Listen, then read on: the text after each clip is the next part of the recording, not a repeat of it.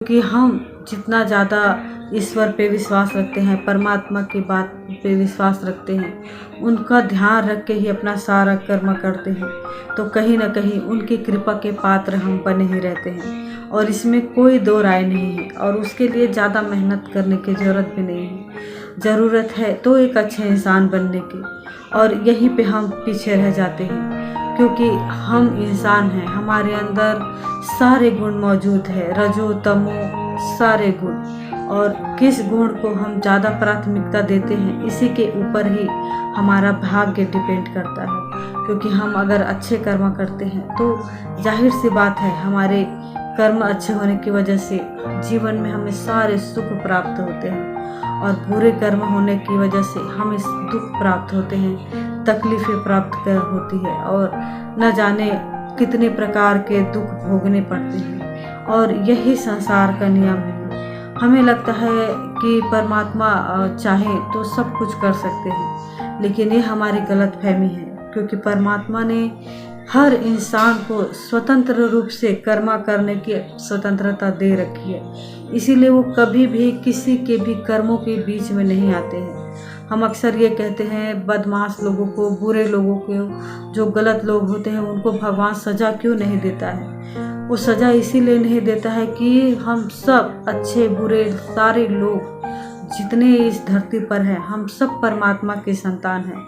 ठीक उसी तरह जैसे एक माता पिता के 4 बच्चे हैं तो चारों बच्चे के गुण अलग अलग होते हैं, उसी तरीक़े से हम सब परमात्मा के बच्चे हैं।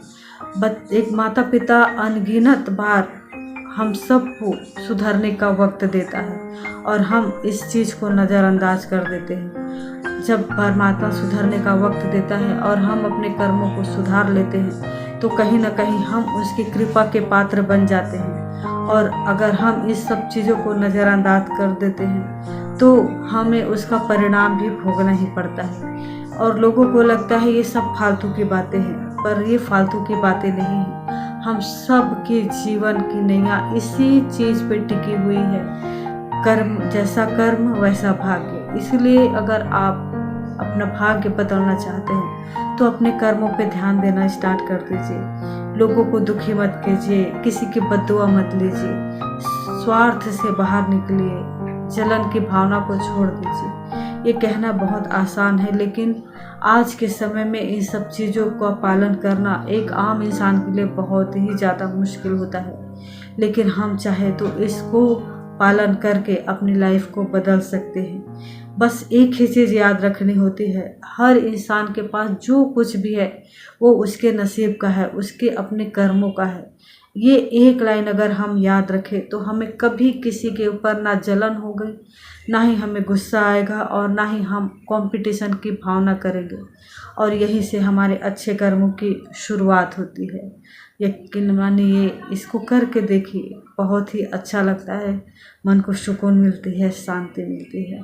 आई होप आप मेरी बात से सहमत होंगे, तो प्लीज़ मेरे चैनल को लाइक शेयर सब्सक्राइब जरूर कीजिए।